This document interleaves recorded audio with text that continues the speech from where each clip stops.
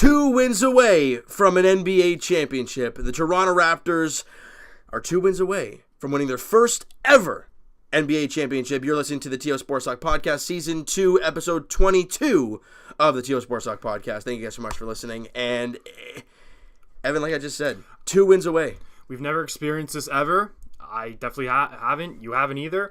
Let's not get ahead of ourselves here, because we still have a long series to go.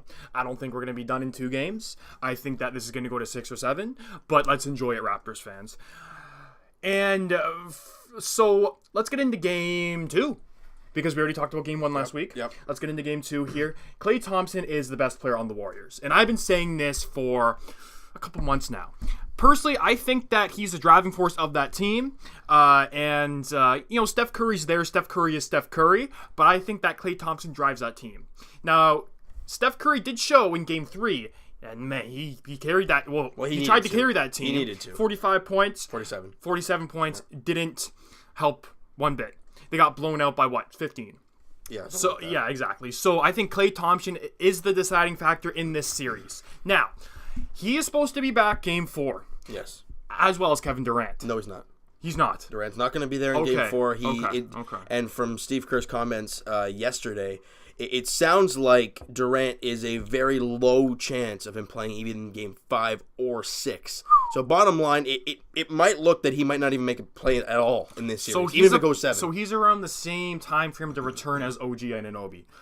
Yeah, well, I mean, OG was available to play. I think it was in Game 2. But everything's working out. Why would you throw him in? I mean, exactly. I think that's why you're not going to touch it. Exactly. Powell's been great.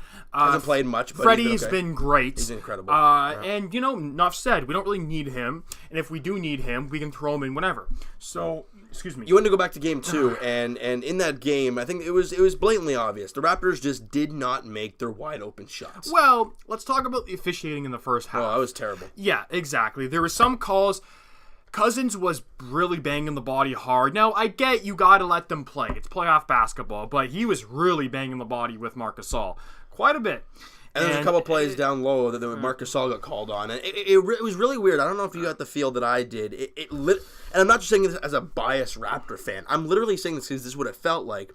Every time the Golden State Warriors came down the floor in that second quarter, it felt like there was a foul. It felt like almost all the time there was a foul. Now, the fouls were 14-14, so let's not get ahead of ourselves the whole bias, all that. It was a fair game, but in the first half, questionable calls. And who made those questionable calls? Tony Brothers. Yeah, the one brother. Yeah, the other one, I don't know what he's doing. Who knows? But yeah, so that was a bit of a, I couldn't see half the calls they made, but you know what? It happened. 14 fouls, so take it how you want it. Now, the reason I was so angry is because you go, I think it was like mid-second quarter or something. The Golden State Warriors had 30 points at one point. I mentioned this in the video. They had 30 points. Mm-hmm. They had 14 from the free throw line. If that doesn't happen, if the referees are actually calling fouls that are there, the Raptors could be blowing out the Warriors, and Game 2 could have been a totally different feel. Right. But the thing is that I'm not really blaming it on the officials. I'm blaming it on the Raptors not making the wide-open shots like you mentioned. And the 18-0 run to start the third quarter, you just can't do that against a team like that. You just can't. No, you can't. But rebounding Game 3, they came out flying. Now, like I said before, no Klay Thompson, and he was the deciding factor in that win in Game 2. He did leave the game early with an injury. Yes, he did. Halftime, just in the third quarter. I'm just saying, no, when he's on, this guy's unbelievable. Yes, he is. So is Steph Curry, but I think Klay Thompson is underrated for what he does. And he didn't even make it to the first all-team NBA team, I think, which is unbelievable to me. But anywho, so going to Game 4, I expect, like you said, the Warriors are too good of a team to be down 3-1. Well, they're gonna like I said, only time will tell. But I think that is gonna be tied going back to Toronto, which is fine. You won one game in Golden State, that's okay.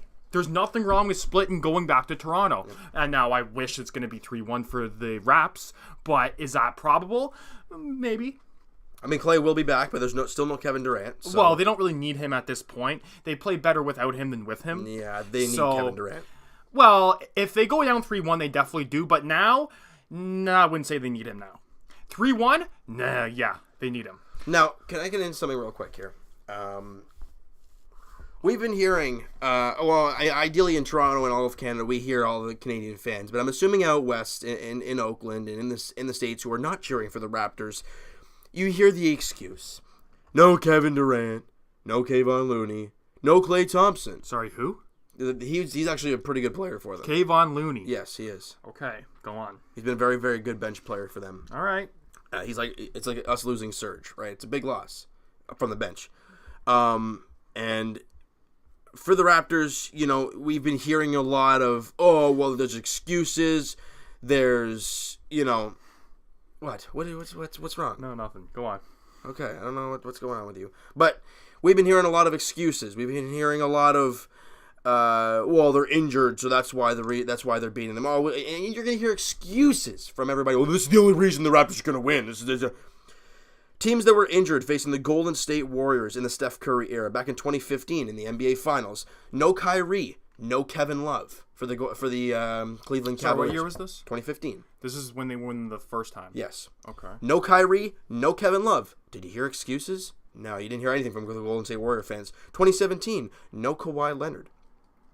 2018, no Chris Paul in Game 7. 2019, for the Blazers, no Yusuf Nurkic, and that guy's a huge part of that team. And then against the Rockets in 2019, James Harden got injured.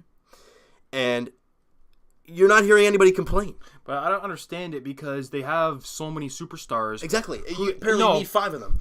But you know what? They're going to complain regardless. Even if everyone was healthy and they still lost, they would find something. So, James, I wouldn't even look into it. I had to say my piece. Right. We've heard it a lot. Okay, but you got to block out those people. You can't let those people go to your head. And I think that the Raptors right now, with everyone healthy, I don't think anyone's injured. Other than OG and OB, but other than that, I mean, okay, everyone's injured enough to play. So no one's injured. Like if OG wanted to play, so that's what I'm saying. Every Raptor's healthy. Every Raptor's doing their part. I really cannot nitpick on a certain player that's underperforming in this series. They're all playing well.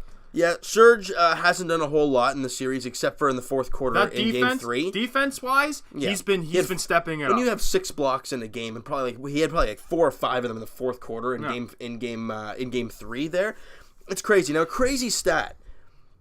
The Golden State Warriors have not scored 109. They've only scored 109 points against the Raptors. All 3 games have been 109 for the Golden State Warriors. Really? 109. 109. I did not know that. Yeah. That's crazy. It is an incredible number. Wow. And if you're the Toronto Raptors, all you can do is score more than 109. You seem to be good to go. I didn't even know that. So going to Game 3, let's just get out of the way here. What's your opinion on the whole Kyle Lowry situation with that fan? Now, apparently that fan, Mark Stevens, okay. Part owner of the Golden State Warriors and pushing Kyle Lowry. Now, like Stephen A. Smith said on First Take. He's on First Take? Anyways, he said. Anyways, yeah. If Kyle Lowry was in a restaurant or in anything, would Mark Stevens push Kyle Lowry just out of the blue? No way. Not a chance. Because Kyle Lowry was going for the ball, because he had showed effort and heart, you want to push him because listen, if you're in a front row in any sport, you're bound to get something to happen to you. If you look at baseball, a ball could hit you. If you look at hockey, a puck could fly over the glass and, whatever. A stick could fly over the glass. Basketball, same thing. Players go into the crowd. I don't know what that dude was thinking, but he has to think twice. It makes it even worse because he's a part. If he was a fan and he wants to just fire up Kyle Lowry, then I get why. Oh, I really don't get why, but I understand it a little bit more. But the guy being a part owner of the team, I mean, it's just so stupid. Regardless, and the fact that he leaned over 2 seats just to push the guy, and apparently Kyle Lowry did say that he's, I forget, he's like effing terrible or something stupid like that. He repeated it over and over again to Kyle. And the guy comes out and apologizes. Well, look, okay, when there's split decision things, I get it. When you come out and apologize, well, it was a rash decision at that time. It wasn't just a quick thing. The guy flew into the fans, and he took the time to think, I'm going to lean over and push this guy. And plus, the thing is that he didn't even hit the Mark Williams. He hit the guy beside Mark Williams. Mark Stevens. Yeah. And the dude that Kyle Lowry hit kind of patted him on the back and said, yeah, bro, no worries. Yeah, and then Mark Stevens, like you said, and plus, the girl behind the guy that tapped Kyle Lowry being like, yeah, no problem. She got the blunt force of it. She got knocked over. Whiplash. She didn't do anything. So, I don't know. I think it's ridiculous. I'm glad that he's banned for a year, and he's fined $500,000. The guy's net worth, I think, is something along the lines of like $3 billion or some stupid right. number. So 500,000 is like pocket change. You know, to be honest, now if this was a fan, I think he'd be banned for life. But since he's a part owner, he gets a little bit of a. But I'm really curious if he's actually going to be a part owner for much longer. I don't know, that's just my feeling towards all this, because this is a big thing that's come out. It's like... Because you heard LeBron James say his It's kind of similar what happened to the guy who threw the beer at the Jays game, right? But Mind you, well, yeah, that's a fan, but he had a well-paying job, and he got relieved of that job, right? So, things happen, and I think that with this going forward, you might see something like that transpire. Yep. So, you know what? I really have... nothing else to say about it. Now, I know all Golden State Warrior fans are not like this. I'm not saying they're like this. A majority of the fans are good fans. It's like the Blue Jays situation. A majority of Blue Jays fans aren't like that at all. One idiot. And ideally, it didn't help that he was a part owner. Right, but it ruins it for everybody. Yeah. So, Golden State Warrior fans, you're great fans. Even though probably half of them are probably bandwagoners. But. Right, but... you know, regardless, they're all great fans, and we are not going to let that one idiot ruin it for all you guys. So you still have my respect up here north, as well as you two. Yep. So, you know, going forward, like I said, to Game 4, Klay Thompson's in, Kevin Durant's out, everybody from the Raptors is healthy. Other than OG, but yeah. Well, yeah. So... what do you look for? Again, another key matchup, if you will. Is it Kawhi Leonard guarding... who was he on for a majority of the game? It wasn't... wasn't Iguodala, was it? No, because I know Iguodala was on him. Yeah, so I guess that's the matchup. Honestly, what I look forward to for Game 4 is it's a few things, but it's not very large things. I mean, ideally, making your shots is one, and in one game of the Raptors didn't, they lost. But... my key to this game is that you got to come out flying like you did in game 3, and when the third quarter begins, you start on time, because the Golden State Warriors are a team that has always been able to come back in games. You give them that big run early in that third quarter, like you did in game 2, they don't look back, and especially with guys like Klay Thompson out there and Steph Curry, and when they're on, we saw what happened in game 3 with Steph Curry. That team was in that game because of Steph Curry. And you expected that to happen. You expected him to fire up a ton of shots, whether he was going to make them or not. We didn't know, and that was the case. He made a ton of them. But in Game 4, you got to start on time. Yep. You got to start that third quarter going. The Raptors started in Game 3. Raptors went on a 6-0 run to start the third quarter, and look what happened. Yeah. Right? So you got to limit their runs at the beginning of the third quarter. Sorry. Okay, just going back to the whole thing. Now, Adam Silver kind of explained why Stevens got a 1-year ban instead of a lifetime ban. So I'm gonna play it on the microphone for you, and then we can both discuss what the call is here. All right. I'll just wait. This is going really well. Keep going. Okay. But for when it's ready. I think for all Raptor fans, including myself, I think we all want this thing to just go 5. I think we want this win tonight so bad. It's a 9:00 tip-off there in Oakland at Oracle Arena. We want this win because you want to come home for Game 5 looking to seal the deal and win the championship. I mean, there's no doubt about it. There's no doubt. Okay, so you have the video? I got it ready. Immediately after it happened at the game, both NBA and Warriors security interviewed Mr. Stevens to get his side of the story. We, of course, collected all the video and interviewed some of the people who were sitting nearby. We spoke to Kyle Lowry after the game, gathered the facts, and then I think the ultimate decision on the discipline came about over the course of today in discussions between the league office and the Warriors. Why not a lifetime ban? I think we recognize that it's not a science in terms of making these decisions. I think ultimately we felt that given how contrite Mr. Stevens was, the fact that he was extraordinarily apologetic, the fact that he had no blemishes on his prior involvement with the NBA or the Warriors, that a 1-year ban seemed appropriate together with a fine. Now, Mr. Silver, So, bottom line is that it's because he was investor in the Warriors and because he didn't have any prior history doing this kind of thing. I get that, and I do agree with what he said there, but the part I don't want to get, and I think we both made a face when he said it, The fact that he showed remorse and After. being upset afterwards. Well, of course you are. You just got fined $500,000 and you got banned for the rest of the season. Of course Everyone's you're gonna all be up in your apologetic. face. Yeah. Like, what else is he going to do? Get though? angry? Yeah. Come on now. No, but you know what? It's better than nothing. Yeah. I agree, though. It should be lifetime, but, that's just how it is. Did you hear LeBron James comments, his Instagram post? I said the exact same thing. If Lowry was out in public, you wouldn't see this guy push Lowry for no reason. It's because he didn't even hit him. Yeah. I don't know. So is there anything else you want to talk about before we go around the league? Well, what is your key to Game 4? I mean, you asked for mine. What's yours? Listen, you have to contain, like I said, Klay Thompson and Steph, but I still go off on Klay Thompson. Let him drive. Do not let him shoot. Get up all in his grill. Same thing like those two, the Splash Brothers. Let them drive. They, they're still okay with, driving, but you can't let them shoot. If you let them shoot, 85% of the time, even if your hand is in their face, they're going to make those shots, right? So I look at that. I look at Andrew Bogut, like you were kind of mentioning to me last night. He was a bit of a factor. He's a vet, he bangs bodies, but at the end of the day, you don't really have to worry about him. But I'm just saying he may be a little bit of a factor, but, just for energy, because, I saw him talking a little bit, and my question to him, listen, I get you left, you know what, he was drafted when? Andrew Bogut? Oh, yeah. I'm going to find out here. Yeah. I'm going to say he was drafted in, 2003. Now, I did research this. He was a first overall pick. It didn't really pan out. Had a good career. Signed with the Warriors back in 12? First round, first overall by the Bucks in 2005. How'd that work out? But anyway, so, he signed with the Warriors in 2013. Or no, they traded him for Monte Ellis? I don't know what happened there.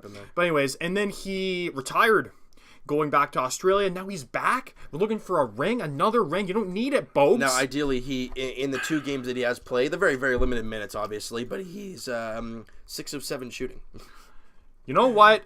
I don't know. That's why I'm saying he's a bit of a factor. They don't really have anyone to. He's their best center. Yeah. I don't care how good Kayvon Looney is. He's their best center. Kayvon Looney's a power forward, right? I think he probably plays the 5, like a Ibaka kind of thing. Right. So, you know what? So, if your best center is Andrew Bogus, come on. And actually, didn't Cousins get injured early in that game as well? Cousins is not good. Like, Cousins, he was okay in their win in Game 2, but he hasn't been anywhere in 1 or 3. No. He's one of those players that if I do agree, if he wasn't injured for the whole season pretty much, he'd be doing much better than he is now. But you know what? Who cares? I love it. As much as I hate when I say people get injured is a good thing, because it's obviously not. But watching him sign a 1-year, $8 million contract just to go to Golden State and get a ring, and see him go down with an injury, and see that ring possibly go nowhere. In New Orleans. Yeah. I don't know. Could have stayed with AD. Could have now got Zion. Well, while Boogie, Davis might have stayed if Boogie was still there and they were getting Zion. You never know. But then again, if you never know, Boogie was on the Pelicans this year, who knows if it would have been better or worse if the draft. Well, we're never going to know, right? Exactly. We're never going to know. Bottom line is, I agree with you there. You don't like to anyone get anyone injured, but it looks good on you, Boogie. Anywho, is that it you got for the Raptors? Anything else you want to talk about? I mean, look. Again, game, when is that? Saturday night? Today. It speaks for itself. It's not a must-win game, but it'd be nice going at 3-1, It really would. I mean, you go, again, like I said when you were looking at that video. What video? The Adam Silver video. Yeah. If the Raptors can win tonight and have a 3-1 series lead coming back home for Game 5, you want that. Because you don't want to have to come back home for a Game 7 if need be. Because if that's the case, Durant could possibly be back. And for a Game 7, you don't want that team at full health. No matter where you're playing. Exactly. So, going to around the league to the Brooklyn Nets. They made a little bit of a trade. Yep. They made a little bit of a cap dump. Yep. And you know why they're doing that. Yeah, getting a couple max contracts. Kyrie Irving looked like he might be going there. And for Raptor fans, he's in the division as well. He doesn't leave the division. He's going to Brooklyn. He hasn't left the division ever since. No, Cleveland isn't in the division. No, Cleveland's not. Well, like I said, you know what? I don't know how to take this. They already have D'Lo. To be honest with you, I think if they add Kyrie Irving, it's going to be another Kevin Durant situation where if he plays, they might do a little better. But if he's hurt for the season, okay, let's just say that Kyrie Irving gets hurt. He signs with Brooklyn and he gets hurt for a couple months. And I feel like Brooklyn Nets would play really well without him. And when he's there, they're struggling a little bit. So the trade was the Nets traded Alan Crabb and their 17th pick in the upcoming draft and a lottery-protected 2020 first-round pick to the Hawks for Taurean Prince and a 2021 second. They traded away. Isn't Crabb good? Alan Crabb, he's good. I thought he wasn't bad. I didn't think he was too bad. Where did he? Brooklyn Nets. No, he got Atlanta Hawks. Right. Let me see if I can pick up Atlanta here. Yeah, because Alan Crabb is like what, a 14-point per game player. I mean, I'm pretty. And they attached 2 firsts to that. One being the 17th pick, and then the one being just for a maybe of getting Kyrie Irving. Oh, I don't know about that. Yeah, they haven't actually put the trade down in the roster here. There he is. Yeah, I think he was okay. They averaged 9 points a game. He didn't even shoot 37%. Hey, he's a swing player, maybe. Who's the guy that they got back? Taurean Prince. Taurean Prince? I don't know. They attached 2 firsts. I still can't believe that. You know what's funny about basketball trades? They attach first. He averaged 13.5. They attach first-round picks like nothing. Yeah, that's true. You know, like didn't we give up a second for Greg Monroe for? No, we attached a second to Greg Monroe for nothing. Yeah. What was the point of that? Really nothing, honestly. No, but we lost that trade. Yeah, we did. I don't know. Well, if you win the championship, I don't think it really matters. No, because Eric Moreland, the cheerleaders, I think a little bit better. I don't know. We'll have to see. Maybe New Jersey for me. Yeah, Eric Moreland. We already said. If you guys have not listened to the latter half of the podcast, we made a couple little, I wouldn't say bets, but kind of like, if things happen, we do things. Like, for example, if the Newfoundland Growlers won the something cup, I forgot what it was. Was it the Chase Cup or something? No, it wasn't that. If they win that cup, then I will get a hat. And they won the cup, so I'm going to be getting a hat sometime I think I said an Eric Moreland hat, I'm pretty sure. Incorrect. Jersey. You said Jersey. We can go back in the podcast and listen to it. And if the Raptors win the NBA championship, Evan's going to buy an Eric Moreland jersey. You heard it. And look, I'm going through with the hat. Let's see what happens with you in the jersey. Are you going to be buying a jersey if the Raptors win? I'm buying my Kawhi Leonard Finals jersey. I want to get one of those. Oh, those are nice. Yeah, those are nice. I like the. They're all sold out though. Apparently, they're all sold out. Oh, they'll find a way to come back. Hopefully. But yeah, listen. Going back to this trade here with the Brooklyn Nets, this is a huge maybe. They're getting a guy that's averaging 13. Well, mind you, he's playing on the Hawks. He's probably getting a lot of minutes. Still shooting almost 45% and 39% from 3. How many minutes is he getting? Starting minutes? Yep. Yeah, I mean, it's okay. It's okay. Minutes. Swing player. He's only 25 years old. Look, I love this move for the Brooklyn Nets. Alan Crabb, a guy who struggled hard last year. You're getting rid of the 17th overall pick, which you traded a lot of draft picks in the past, but you see what they're doing. But next year's, but then again, it is lottery protected. And again, if you get 2 max contracts, you're going to be just fine. You're not going to be down in the basement. Even with just D'Lo, they're fine. Like, yeah. You know, but clearly they were the 7th overall seed with D'Lo. Now the thing is, yeah, but then you run into that thing. If Kyrie Irving goes there, what happens to D'Lo? Exactly, that's what I'm saying. Like, I don't know why they're making all this cap room. You keep your team how it is. You don't bring in a cancer like Kyrie Irving. You keep it. D'Lo's thriving well. People thought in LA he was a borderline bust. He went to Brooklyn. He's thriving under that, you know? Yep. So I don't even know why they need him. It's like the Gordon Hayward situation with Boston. Gordon Hayward was an all-star on Utah. He came to Boston. He got hurt for the first year. Then when he came back, he wasn't the same. Right. So, you know, they don't need this player, and they're giving up a lot for a maybe contract. I mean, he might go there, but it's still a maybe. Yeah, absolutely. Now, going back to the Raptors actually real quick, did you hear Draymond Green's comments after the Game 3 win for the Raptors?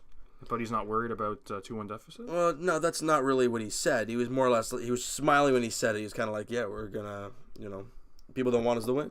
So, we're going to come out in Game 4. We're going to win. Well, we're going to go back to Toronto in Game 5 and win. Then we're going to come back to Oracle for Game 6. And we're going to win. And we're going to celebrate. And that was it. And I mean, like, man, like, there's no... Yeah, but what's he going to say? He's so cocky. No, but what's he going to... so cocky. But what's he going to say? No, we're going to lose? Just be classy.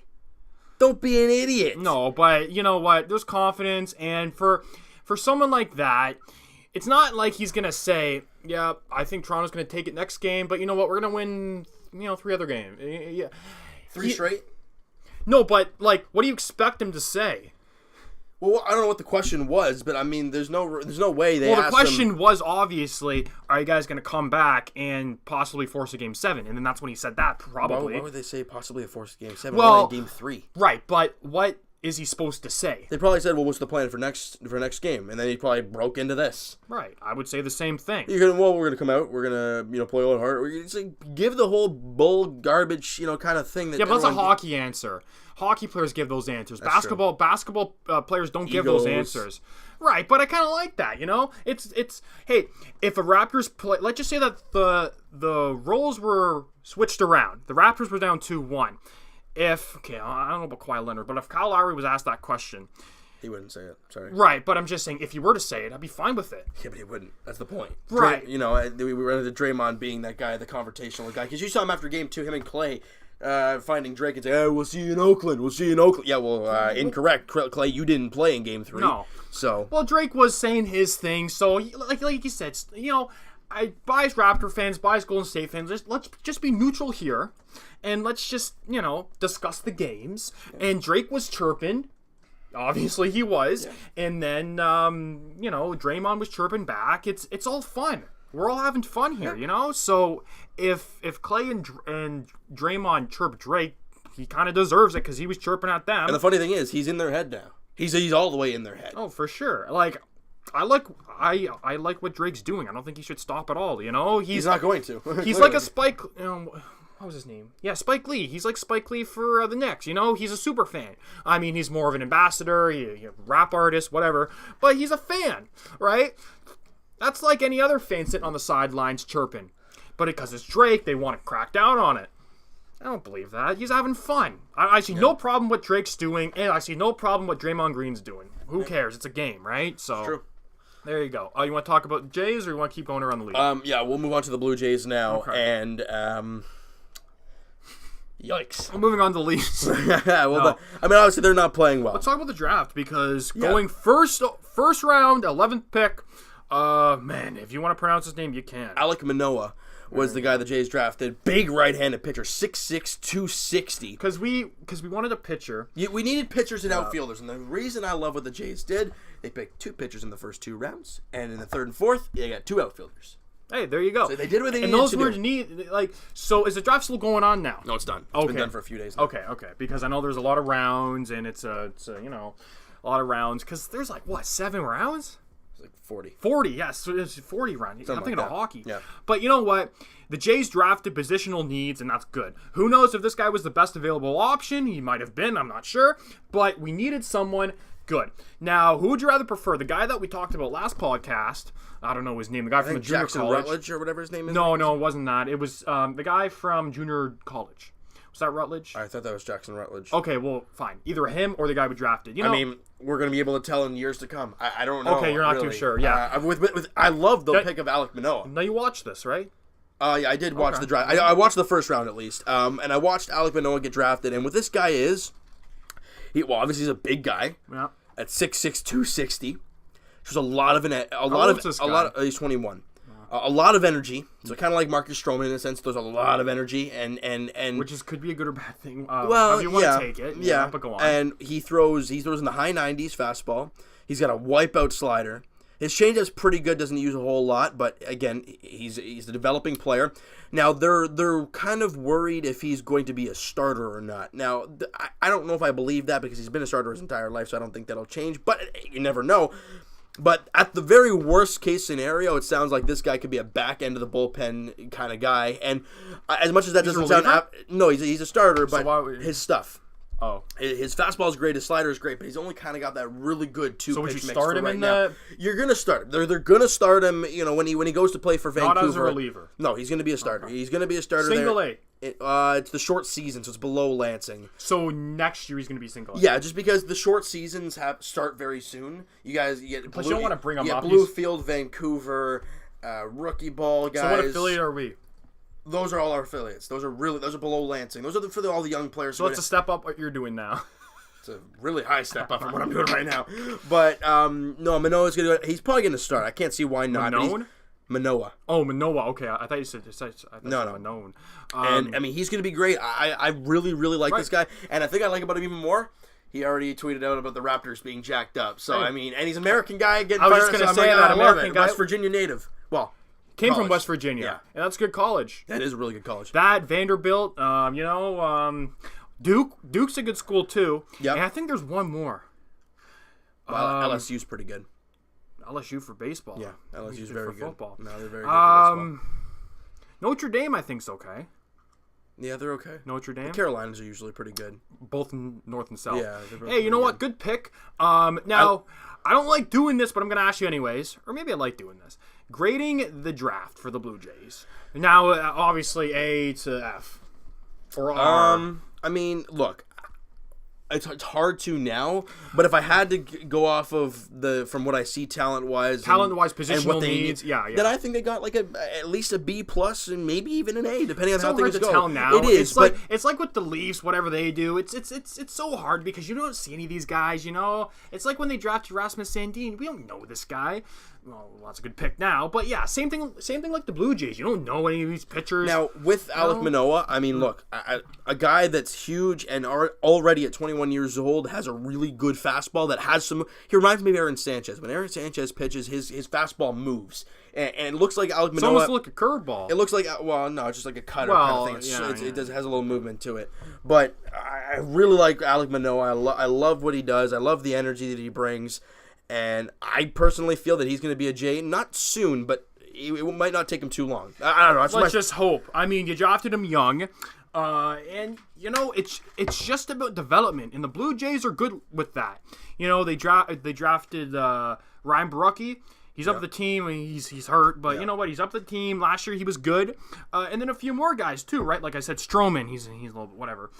Sanchez. I love Stroman. He's we all know your love for year. Right. Well, we all know he's a bit up and down. He's having a great year, but for the most part. But you could admit that he had a bit of a stretch where he wasn't the greatest. He had a couple of bad starts, but I mean every pitcher goes through that. Right. So I think his trade value is the highest now. I don't know. Maybe you should get rid of him, or you sign him. Or you sign him, or you get rid of Sanchez. You got to get rid of one of them. I mean, I don't know what Sanchez's trade value even is at this point because he can't stay healthy at all. But for Stroman, look, he loves to be here. He loves the city. He loves the fans. He loves pitching. He's an amazing pitcher. He's 27. I mean, he just needs to work on his attitude, but I think we can both agree on that. So the Jays in the last 10... Well, I was going to go back to the draft because we only talked about one guy. Yeah, go ahead. In the second round, they took a big right-hander again, another 6'6" guy. Not as heavy, though. He's a scrawny guy. Kendall Williams, high school kid, only 18 years old. That's good. But he's 18 and he fires about as fast as Manoah. Kind of thing. I mean, he throws 80, probably 70, 80 at that point. No, he throws 90. Oh, he throws in 90. Yeah, he throws in the 90s. Is Kendall Williams. He's a very good high schooler. I'm excited to watch this kid play too. I think he's going to be a great one as well. So this is in the second round. He's in the second round. He's in the second round, and they're shocked that he dropped as late as he did. But the Jays were able to scoop him up, and I love the pick. I love that they got two pitchers who could throw. Because this day and age, if you don't throw 95 or up, I mean, it's hard to get into the big leagues. It's really, really difficult. And to see Manoah and Kendall Williams just getting drafted and they're already throwing 95 or harder, it's nice. Question for you: how rare is one of those submarine pitchers? You don't see that too often. You don't see that too often anymore. Because I know that those guys, if you can draft one of those guys, yeah. Usually I saw that guy from Japan. You know that guy from Japan?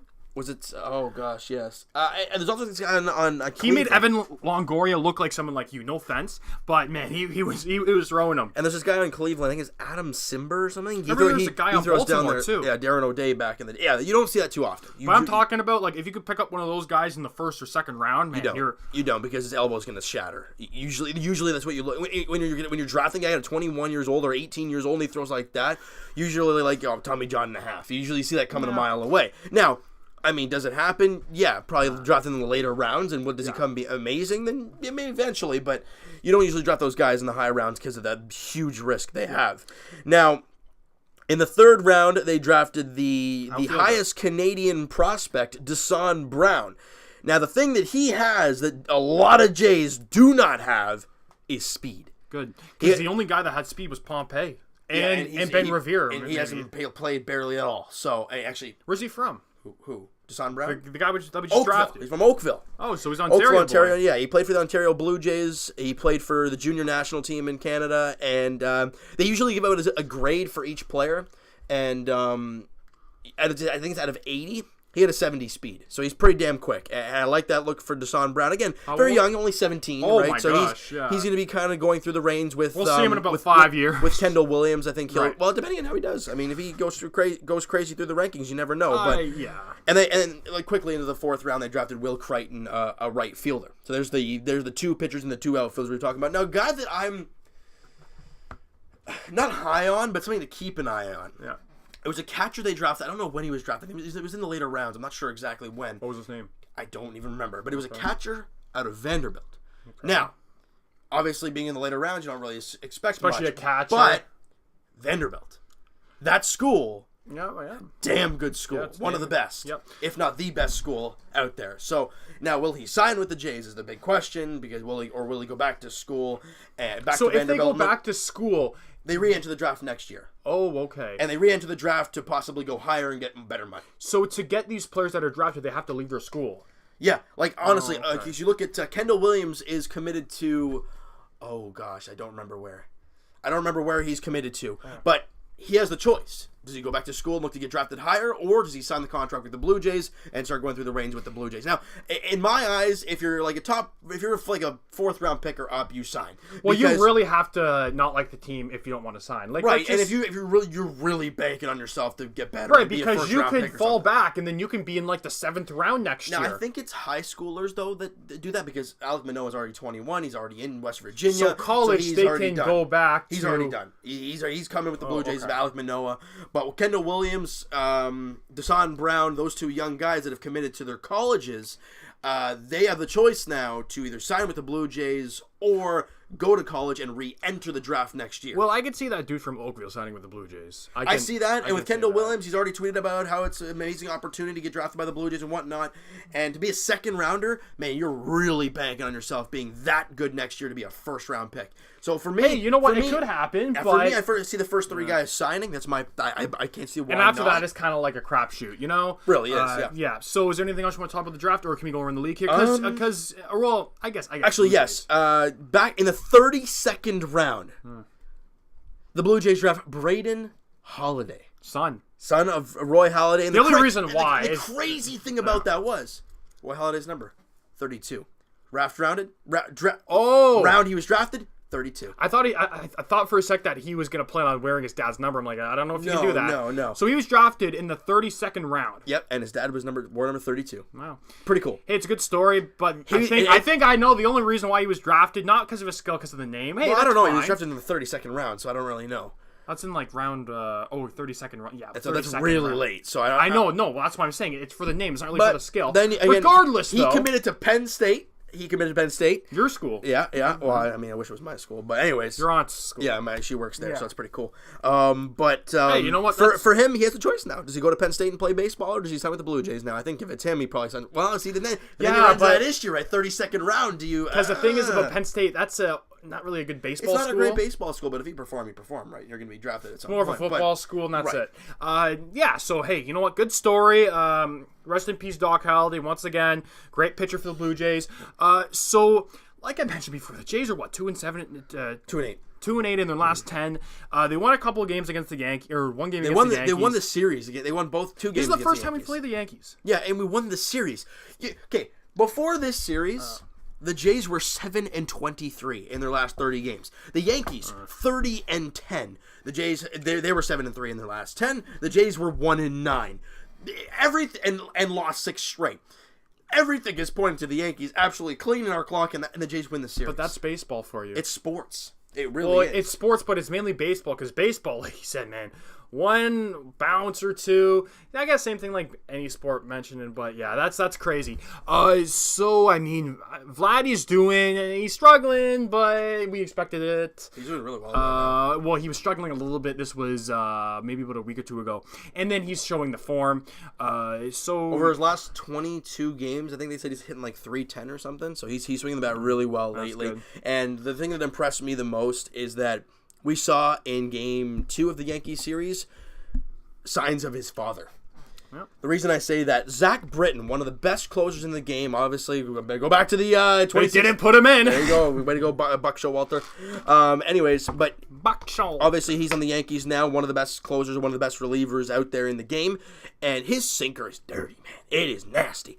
So what does he throw? A sinker to Vladimir Guerrero Jr. Bang. Out of the strike zone, not even in the damn strike zone, and he crushes a line drive shot out of the ballpark. This guy, there's nothing really else to say about this guy. We know what he's incredible. like. It's incredible. Yeah, I mean, hey, you know what? That's the only bright spot with the Blue Jays. Marcus Sanchez a little bit. Or Stroman, sorry. Marcus Sanchez. Marcus Stroman a little bit, but you know what? Vladimir Guerrero Jr., man, kid's unbelievable.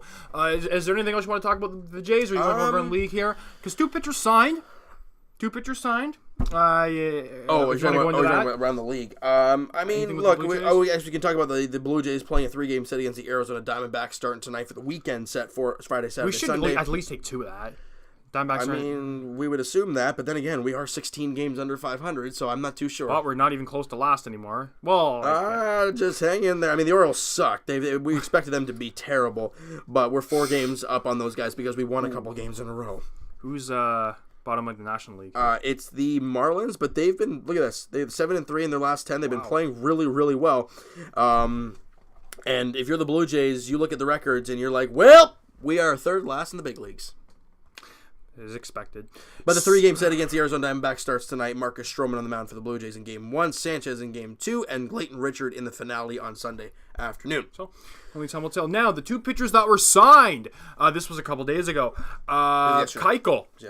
Yesterday. Keuchel signing with the Atlanta Braves. On a 1-year deal. And good depth move. Well, Dallas Keuchel's gonna be one of the front of the line. I mean, he hasn't had any spring training or anything, so I don't know what they're gonna do with him. At this point, you don't. And you know, I mean, you start him in the rotation, but. And Craig Kimbrell signed a 3-year deal with the Chicago Cubs. That was a good sign. That is dynamite. I love that move for the Chicago Cubs. He's one of the best closers in the game. Obviously won a World Series last year with the Boston Red Sox. And the crazy thing about this, and I mentioned this to you before the podcast, is that I have a weird feeling these guys signed now because the whole compensation draft pick doesn't exist now. It did up until a certain point. Why would they care about the draft pick? It's not them. It's the teams. Oh, right. Okay. Not offering them real contracts because they don't want to give them the draft pick now that the draft pick's gone. I mean, it's so stupid. This is what, like a late pick? Or is it? No, it's first round. It was a first round for whatever's attached to them. And those 2 guys are really good pitchers, so I'm assuming they're first round picks. Okay, yeah, so that's why then. But I mean, are we really the Cubs are a team that's going to be contending every year? Does a first round pick really matter to them that much? I guess it does. And listen, I would do the same thing if I was the Cubs. If you can get a guy for pretty much free, just wait a couple months. I'd do it. Like what? Like no, seriously. I know, but if you're Craig Kimbrell, what's the difference between a couple months? The MLB thing is a complete joke. Listen. If you want free agency is a complete joke. You're having 2 great pitchers. Keuchel, who won a Cy Young a couple of years ago. Right, but he hasn't been nothing afterwards. He's been okay. He's been all right. And Craig Kimbrell, one of the best closers in the league, signing in almost the middle of June. But you could see why teams did that. I could see why that team would do that. And that's for why sure. the MLB is corrupt. It's I know, stupid. I know. No, I agree it is, but I don't blame the teams at all. You know, the teams are just doing what's best for their organization. And I would do the same thing. I'd wait a couple months, and I'll have a draft pick attached to signing a guy who you don't know how he's going to do. Craig Kimbrell, you know, he's a really good reliever, so I could see him flourishing. I don't know about Keuchel, though, let me tell you. Well, he's been great in the American League. Now he's going to pitch in the National League, which, if you look at it, is kind of an easier way to pitch. So if you're only Keuchel, time will tell. He might just dominate. I'm not too sure. Now, a little Blue Jays thing. Ross Atkins has actually been extended for another year through 2020. Everyone is mad. You know what? Okay, all right. These are Jays fans who don't know what the hell they're talking about. Mm-hmm. I'm sorry. Yes, have the Jays not been contending the last few years? Absolutely. But you know what? When you have a core of 33-year-olds, 34-year-olds, and all that kind of stuff, which the Jays did in 2015 and 2016, what the heck do you expect? They had one of the worst farm systems in the game. And now they have one of the best. Now they have one of the best. Look. It's a transition. Where all the core guys in 15 and 16, that's 3 or 4 years removed. Not a very long time. Where are those guys? Where's a Jose Bautista? Doesn't have a team, probably going to retire. Tulowitzki, he's hurt again. Edwin bounced around a couple teams now, not doing very good. I think he's in Seattle, not doing very well in Seattle right now. Old. That's that. Price, well, yeah, that's what. No, the Jays weren't going to pay $210 million for him. Who else? Ben Revere, yeah, that was a bad trade, but that's one trade they made. The core of this team was old, and they're not 3 or 4 years removed. They're nothing. And that team was not going to contend the year after 2016. But I don't get what these fans were expecting. What us to win to go for it again? Like, I don't get it. In 17, you were not going to go for it. No, but I'm trying to think what these fans were actually trying to say here, you know? They say that Atkins and Shapiro traded these guys away. They let all of them walk away, so they suck and I hate them. And every move they make, I'm going to despise every move they make. Listen, who did we let walk? You let Jose go. I mean, he was terrible at the end of it anyways. They let Edwin walk for nothing. Okay, that maybe a little bit. But that wasn't the Jays' problem. They offered him $80 million for 3 years, and he's like, nah, I could probably get over 100 in free agency. And the Jays are like, well, okay, good luck with that. Just like we'll sign Morales, which, I mean, didn't work production-wise, it was pretty close. Listen, at the time, we thought that he was going to be a bit less than Edwin, but around the same, but it didn't work out. And he only made $33 million over 3 years. That's only $11 million a season. That's less where Edwin turned down a 3, and the Jays couldn't wait. They couldn't wait on Edwin. So they went out and signed Kendrys Morales. And then Edwin ended up signing for $20 million less than what the Jays offered him. Right. So you can't argue, you can't blame Atkins and Shapiro for moving on. No, listen, I have no problem with this whatsoever. If it's 2 years from now and the Jays aren't still contending, yeah, get rid of them. But for now, let them run its course. I think I give these guys 2 years. I think 2 years should be fine for the Jays. Well, they extended them through this year and next year, so I think we'll be able to tell. Well, this is crunch time for Shapiro and Atkins. I'm sorry, but listen, the Jays are in the middle of the rebuild. They suck now, but their guys from the farm system's coming up. So in 2 years, I expect them to be contending. I'm sorry, that's just how it is. I expect things to get better. I really do expect things to get better. In 2 years. Even next year, you never know. Well, next year or 2 years. But I give them 2 to 3 years, and if they don't do anything then, get rid of these guys. But for now, that's fine. Yeah, I'm fine with it. So, running to the Leafs, going to the Maple Leafs. A lot of trade talks. Let's start with Nikita Zaitsev. Wanting to get out of Toronto. For personal reasons. I'm not too sure why that is. I think because he can't really play in a big market. He doesn't have that mentality of playing in a big market that, you know what, a lot of people give Zaitsev grief. Well, we do too, because of his contract. Terrible breakout passes and all that. Okay on the PK, but that's about it.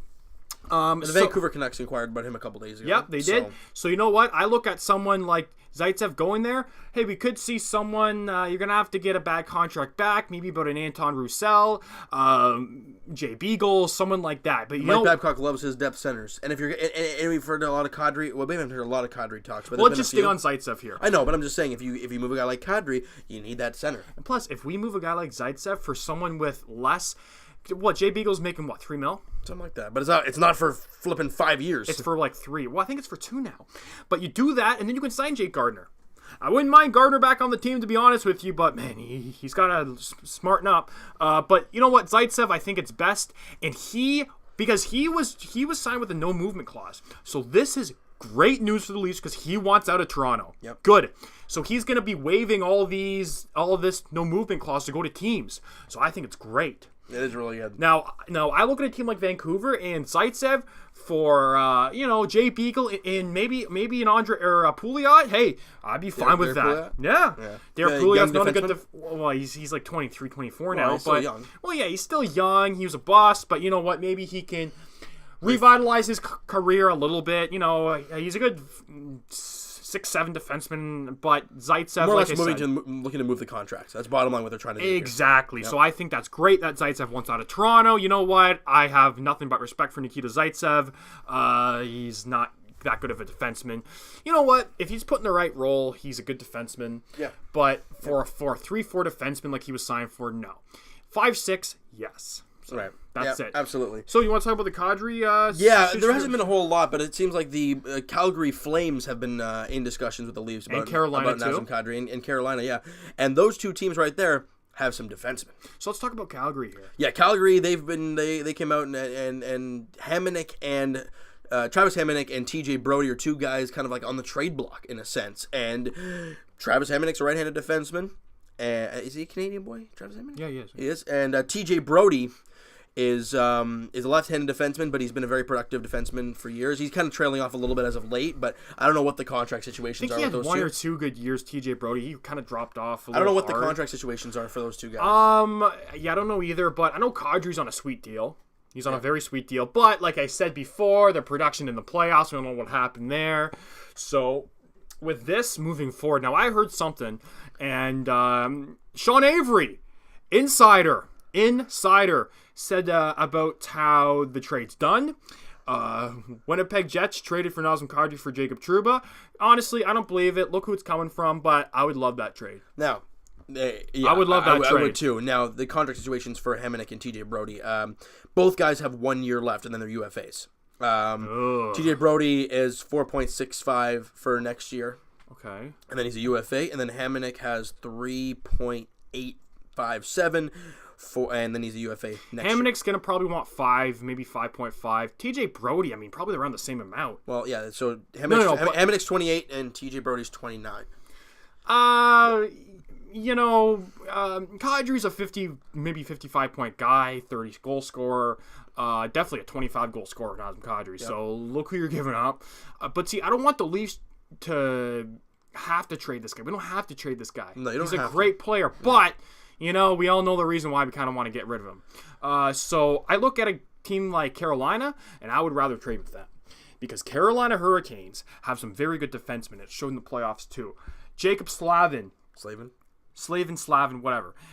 Brett Pesce, good player, great defenseman. And if you can squeeze out a Dougie Hamilton from them, unbelievable. You also got to realize that Jacob Slavin has 6 years left at 5.3. That's completely fine with me. Dougie Hamilton has 2 more years until his UFA at 5.7. That's fine. And you said who? Was the other one? Brett Pesce? Brett 5 Pesce. years. This is the contract I like. 24 years old, 5 years left at 4.03. Listen, even at Justin Falk. I mean, mind you, Justin Falk's kind of like Jake Gardner 2.0. He's making 4.83, but his contract is up next year. Any of those players, I would be fine with. That's what I'm saying. You trade someone like Carolina. Carolina, I don't know if they need center depth. They might. Who's their centers? Jordan Staal. Who else? Jordan Staal, Linus Wallmark, Clark Bishop, and I don't know any of those guys. Greg McKegg. Wow, so they need centers. Now, ideally, maybe some of these guys are actually playing center, but and actually, Carolina inquired on Kapanen too. Sebastian Aho as well. You see that? Yeah. So I mean, look. Listen, Kyle Dubas is clearly trying to wheel something. And I think that a fair trade would be Kadri and Kapanen. Let's just say those two are involved. Kadri and Kapanen. That's a big trade. For Hamilton and throw in, who's that guy? Warren Fogle. That's not bad of a deal.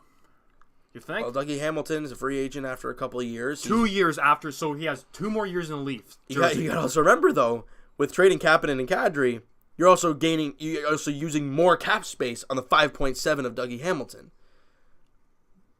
No, not. How much is Kapanen making? Minimum? He's making his bare minimum. Yeah, but look who you're getting. Right, but you also got to sign Mitch Marner, guys like Right-handed Andreas Johnson. Eventually, not very long from now. But like he said, if you can get rid of a Zaitsev, there you go too. And speaking of cap space, Patty Marleau recently sold his house for $11.6 million. So that just says right there that his time is done. I don't know. It's a matter of where. He sold his house. His time is done. Just a matter of where he goes and what the package will be, and if the Leafs have to retain any salary. If they don't have to retain any salary, oh boy, that's beautiful. Listen, I don't know if it's done or not, but it looks probable. He sold his house. Well, what else do you need to do to tell somebody that we're leaving? Admit trade. Well, he can buy any houses whenever. But why would you sell your house to buy a house? You wouldn't sell your house just to say, "Oh, we're staying. Okay, well, let's buy another house." But I would think that they would have announced it by now. Well. Maybe the trade talks are imminent. Maybe there's a few teams that have pretty good deals that they're trying to figure it out. And plus, maybe they're still working out the little kinks. Yeah. Maybe the Leafs are retaining some salary or something. I hope not. If they can not retain any salary from Patty Marleau, it's 1 year left in it's 1 year left. Even if we retain like half, that's still okay. You don't want to retain any cap. I'm just saying though, if we you got to re-sign these guys, and you want to have something for free. Right, but if you have an extra $3 million rather than $6 million. No, sorry. If you could split Patty Marleau's contract in half, I agree with you. I'd want it all gone, but I don't know if a team would want to do that. I think they're gonna. The only reason I think they will, it's 1 year left. Listen, 1 year. A team like Nikita. Well, even if it's 1 year for us to retain 1 year, I don't care. Well, you do because you got to sign these guys and you want to build a good team now. Right, but I'm just saying, no. I think we'll be able to sign Mitch Marner. Now, I don't know about all three. Listen, even if we trade Marleau and Zaitsev, the probability of re-signing all those three guys, Kapanen, Johnson, and Marner, is still kind of slim, in my opinion. So, I think that Zaitsev, if we can't retain on Zaitsev, that'd be gold. And teams want Zaitsev, too. Yeah, so it's going to be really interesting to see what Kyle Dubas does here in the next, week or so. Yeah, there's a lot of things going on. Like I said, this all broke pretty much in 3 days. It was quick. Zaitsev, the Carolina thing, the Patty Marleau situation about LA. Yep. Yeah. And he also Arizona has talked to them as well. Listen, if you can trade Patty Marleau to LA, no salary retained, and bring him back Kovalchuk, salary retained, I take that. I would take Kovalchuk at $3 million. Yeah, I probably would too. But I don't know. We'll see how it happens. Great depth, fourth or third liner. No, seriously. If you can have Kovalchuk on the fourth line, that would torch all the teams. Bottom line, the people we've heard from is Kadri, Zaitsev, and Patrick Marleau. Yeah. Those are the guys we've heard about. And will things get done? Well, we're going to have to wait and see. I think Kyle Dubas wants to get all of these done before, or maybe not all of them, but at least something done before July 1st. Before the draft. July 1st, and so he can have Marner locked up before July. I think that's the reason he's doing this so fast, because he does not want anything to happen before July 1st when it comes to the Marner. I don't blame him. Yeah. Getting any offers. Yeah, I agree with you there. Now, going to the Newfoundland Growlers, the Cup champions. Kelly Cup. Now, what I want you to do now live on the pod, go on the Newfoundland Growlers thing. Doing this now. I don't, you're not squeezing out of this one. Order that hat live on the podcast. Great series. Beating, I don't even know, the Mallards? I don't know. Sure. But anyways, you know what? It was a great series, winning in Newfoundland. Yeah, Newfoundland, 4-2. It was a great story. And listen, this is like an expansion team almost. They came from Orlando, the Solar Bears, to now the Newfoundland Growlers. Newfoundland Growlers. Yep. So listen, great story. That's almost like the Vegas Golden Knights type of thing. Same colors. Kelly Cup champions 2019. All right. So where's the hat? Well, I want to buy a hat if they have the. I got the jerseys. Look at those, eh? How much are those? 130. They're NHL prices? That's it? No. These are for the playoffs. Just buy a hat. Best selling. No. I want to go press the home. No, because these are all for the playoffs. Okay, what? They must have a hat though saying Kelly Cup champions. Yeah, they must have something. I guess they don't. Maybe they just have shirts. Well, go up and just press the home. I was already there.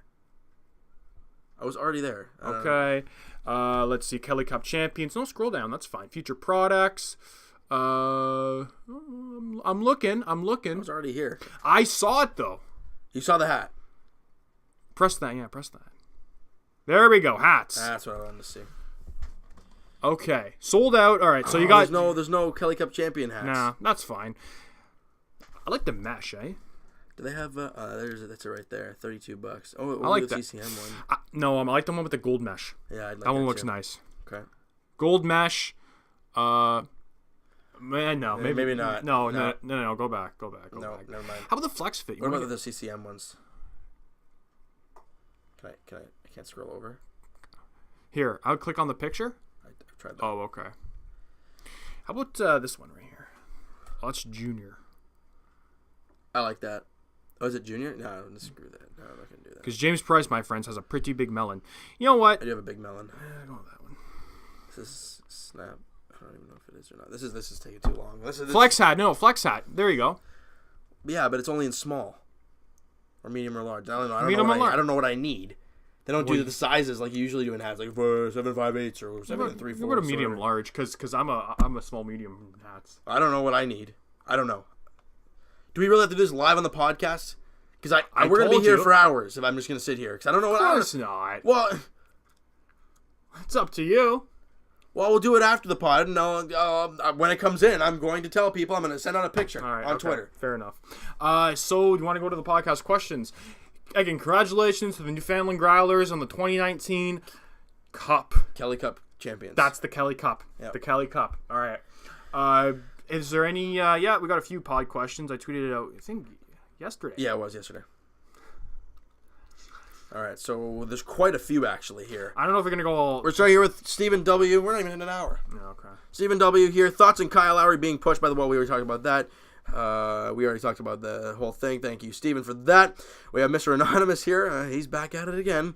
Thoughts on the extension that Atkins got from the Blue Jays? Personally, I don't like it and would have waited longer. I don't think he's terrible, but I think he isn't good either and has made a lot of mistakes, like wait on Josh Donaldson and smoke till trade value. Well, I mean, with Josh Donaldson, if he traded Josh Donaldson in that offseason, that would everyone be having his head.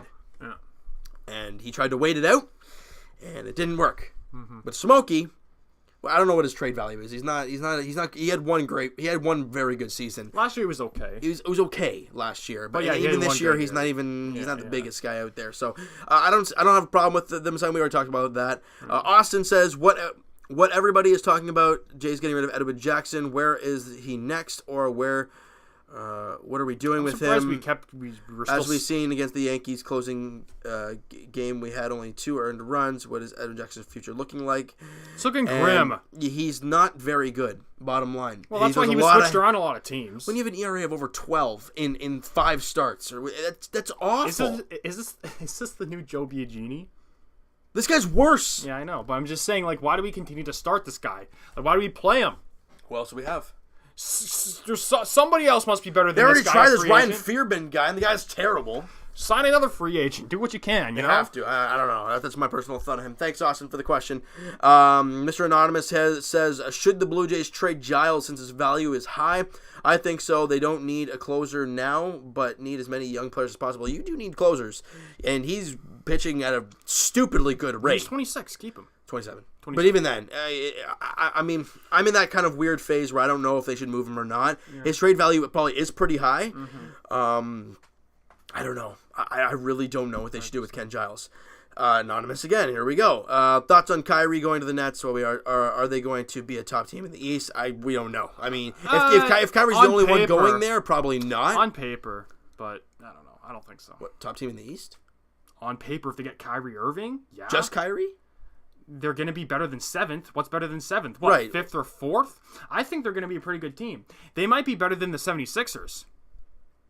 Who else do they have other than Kyrie and D'Lo? Like you said, they got a lot They're playing the same position, so I don't know what they're going to do. Well, I don't know what they're going to do, but they're going to be a better team with those 2 players. I didn't say they weren't going to be a better team. Top team in the East, they could be. I don't see it. Boston's going to slip, and things going to rise. Who's top team in the East I think with Kyrie leaving that Boston team, Boston's going to be really good next year.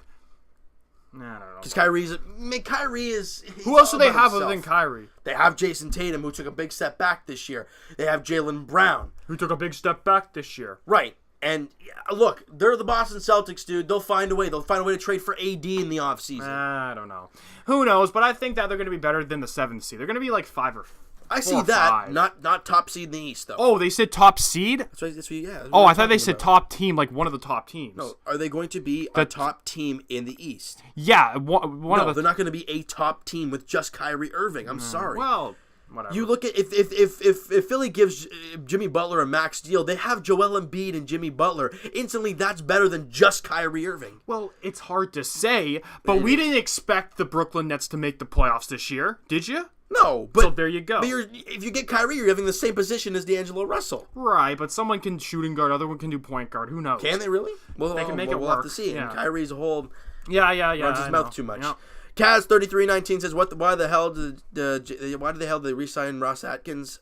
Because he's actually built the team the right way, maybe. It's okay. Enough said. I mean, really, you don't build it the way Anthopoulos did it. You don't really do that. Mm-hmm. Mr. Anonymous says here, what does Kawhi buying a property in Toronto mean? I'm a Raptors fan, as we all are, and still think he will go to LA. I won't believe it till I see it. Honestly, I have no idea. I mean, I personally believe he's going to stay. That's my thought. Well, yeah, but I still have no idea. Listen, even if we win the championship, I have no idea. I don't know. Other than living in LA, his hometown, what does the Clippers have to offer him? Listen, it's right, but the Clippers have a lot of cap room. That's what they have. The Toronto Raptors are the only. So if we're talking about money, the Raptors are the only team that can offer him more. Right. The Clippers can offer something. The Raptors can offer him like $20 million more per season. No, but right. But I'm saying that it's close. It's closer to home. It's the only thing they have. Oh, okay. But who knows if he wants to stay here? You don't know. I don't know. No one knows. No one knows. Exactly. So for you to say that he's going to stay, I'm not saying he's going to stay. I'm saying my feeling is that he's going to stay. And my feeling is I don't know what he's going to do. So there you go. Reid-Foley, who is your ideal starting lineup for the Jays? Oh, God, we have to run through the 9 in the Jays lineup here? Oh, my goodness. I like Sogard at the top. I want to see Vladdy at 2. No? You don't want to do that question? No. I'm just looking how many questions we have. Yeah, there's quite a few. I don't know, man. It's all over the place right now. There's too many lineup changes right now. And the Jays team isn't very good. So having an ideal lineup isn't really there yet. Come back to me in like a year or two when this team is starting to contend. Then we can talk about ideal lineups. All right, Mr. Anonymous says, any chance Kawhi goes to NYC? There was a report saying that he might get a meeting. Getting a meeting is one thing. He's not going to NYC. That's like John Severe's getting a meeting with San Jose. He didn't go there, but he got a meeting. Yeah. All right, Mr. Anonymous again. Do you trade Stroman and Sanchez or just one of them? I would trade Sanchez for sure. A return similar to what Tampa got from the... Look, I'm sorry. As much as I would love to... I agree with what you're saying about trading Sanchez over Stroman, but... You ain't getting the damn return you got for Chris Archer. You gotta trade one of them, even if he's talking about how Tampa got for Chris Archer. Right, you're not getting that same return. No, sorry. But you might get it for Stroman if they decide to go that route. Listen, you gotta trade one of them. I don't know who you do it. If you want to get rid of someone who's not good, Sanchez. If you want to get rid of someone who is good but with a lot more trade value, Stroman. Who knows what direction these people are going in? You know, like nobody knows. I don't know. You don't know either. So I don't know what they're gonna do. But I think that they gotta trade one of them, right? Right. Stephen W says, do you think Kevin Durant will play in Game 4 or 5? Will Kevin impact the Warriors team? I think he's gonna play in 4. Or no, sorry, 5. He's not. 5. He's gonna play in Game 5. He's not. Sorry. What game do you think he's gonna play in? I don't think he's gonna play at all. You don't think he's going to play at all? He traveled to Toronto for the first 2 games of the series. He didn't play those 2. We heard before the series, well, he's probably going to come back in Game 3 or 4. Yeah, he's not even playing in Game 3 and 4. And then we heard from Steve Kerr that he's a far chance he's even going to play in 5 and 6. The guy's not going to play at all. Personally, I think he's going to play at least one game. Oh. What would you'd be injured for a couple rounds and you come back for one game. But at this point, it doesn't matter. Although your whole season's on the line, you got to play. Nope, he's not playing. He's more focused on staying healthy and signing with the team. Because he doesn't want to risk getting out there, injuring himself, and then screwing himself out in the contract. I don't know. I think he's going to play. He's going to get a max deal even if he is injured. Who cares? A team's going to pay him a max. He didn't? Yeah, because that was a different circumstance. He wanted to go to a team that was going to win. Kevin Durant is going to get a max deal even if he's injured or not. That's just how it is. And the Knicks were stupid enough to do it. I'm not saying the Knicks were stupid to do it if an injured Kevin Durant, but he's going to get a max deal. I don't think he's going to play at all. I think he's going to play. Michael says, thoughts on that penalty that wasn't called in Game 3 for... in the third for Game 5 leading to a 2-0 game. We didn't even talk about the Stanley Cup Finals. Because honestly, we don't really care. I care about Tyler Bozak. Okay, I care about and Tyler Gunnarsson Bozak. And Alex. I don't care about Carl Gunnarsson. I'm sorry. I do. I don't. He's been with this team. He went through hell and back with the Leafs. But I care about Tyler Bozak. And listen, it was a missed call. I agree. You're telling me that they've not missed a call against the Bruins Well, yeah, that's what I'm saying. I don't feel bad at all because the Boston Bruins got away with murder. So, yeah, it was a missed call. But listen, Boston's has gotten away with a lot worse. So, there you go. Stephen W., thoughts on the support from Raptor fans across the whole country? I absolutely love it. And I don't care if people are on the bandwagon or whatnot. This is showing how basketball in Canada is growing. Yeah. And it is fantastic to see. Absolutely love it. Yeah. So that's going to wrap it up for episode 22 of the Teal Sports Talk podcast. Thank you guys for listening so much. We're going to be back next week. Yep. Go Raptors. Go Jays. And go Leafs, I guess. With trading. I don't know. But anyways, go Raptors mainly. Listen, it's Game 4 today. 9 o'clock. 9 o'clock. Play your game like we mentioned before. Just play your game and listen. We can go up 3-1 against the Warriors. Ooh, baby. I don't know. That's kind of bad because, like you said, the Warriors were up 3-1 against Cleveland. But we can go up 3-1 tonight. And can I come home for Game 5? Winning it in Toronto. And I already said it. My record our record ideally in Maple Leaf Square in Jurassic Park has not been good. For Raptors But or if lose. the Raptors get to an elimination game, like if they win today, Yeah. and they take that 3-1 lead, I am going down there for games, 5, 6, and 7 if happens. Well, I'm going down for Game 7 no matter what. I am going down there for game 5 on any Monday, no elimination matter what. The reason being, You can be down there. you can be down there for history. Exactly. And celebrating a championship. Yeah. It would be incredible. I know. All right? And I can't wait. I mean, look, we got to take care of it. If you can find a way to beat Golden State in Oakland tonight with a healthy Klay Thompson, That just proves that you are the best team in the league. yeah. Because then we don't have Kevin Durant. Well, you need 5 All-Stars. You were a better team without Kevin Durant. Yeah, exactly. Then we throw that. Yeah, it's just so stupid. But anyways, thank you guys so much for listening, and we do appreciate your guys' support every single week and all the questions we get every single week. We really do appreciate all the questions you guys send in, and I will talk to you guys later tonight as the Jays welcome in the Diamondbacks for Game 1 of the 3-game set. Stroman on the mound in Game 1, and the Toronto Raptors Game 4 of the NBA Finals tonight in Golden State as the Raptors take on the Warriors as they look to take a 3-1 series lead. And Evan and I will talk to you guys sometime next week for episode 23 of the Joe SportsTalk podcast. And what is going to happen? Like, the next week's podcast could be quite interesting. It's going to be interesting. We could be talking about the Raptors being NBA champions. Or we could go back to saying that the Golden State Warriors, I don't know how they came back, but they did. Exactly. Either way. We could be talking about the Leafs making some trades. We could talk about the Blue Jays doing something winning a couple games, which might be interesting. But, guys, thank you guys so much for listening and watching, even though you didn't really watch. Thank you guys so much for listening, and Evan and I will talk to you guys next week. Peace.